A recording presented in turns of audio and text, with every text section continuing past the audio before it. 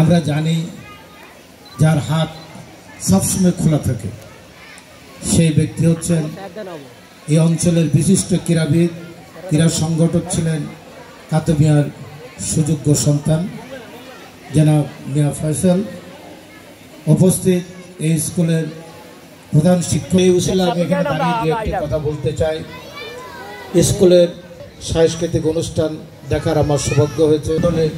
এই স্কুলের শিক্ষকরা ছাত্রছাত্রীদের যে শিক্ষা, আমরা ৭১ সালে মুক্তিযুদ্ধ করেছি, এই ধারাবাহিকতা যদি আমরা রাখি তাহলে আমরা বাংলাদেশের নাই এমন ধর্মীয় উন্মোদনার মধ্যে দিয়ে সমাজে কোনো এই দেশেরই সন্তান লালন যে গান করার অহিংস বাণী লালন নিয়ে এসেছেন এই দেশে।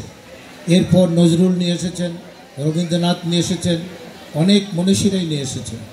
অতএব একই প্লেটে আমরা ভাত খাই, নাস্তা খাই সকল ধর্মের মানুষ।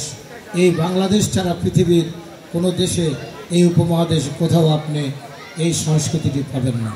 অতএব আমরা আমাদের মাটির শিকড় থেকে যে সংস্কৃতি উঠে এসেছে আমরা এটা লালন করব। আমরা একটু আজকে আতঙ্কিত আছি, আমাদের বাচ্চারা ছেলে মেয়েরা আকাশ সংস্কৃতি দ্বারা আজকে আক্রান্ত। এই আকাশ সংস্কৃতির বিরুদ্ধে, বিজাতীয় সংস্কৃতির বিরুদ্ধে আমাদের সংগ্রাম করতে হবে।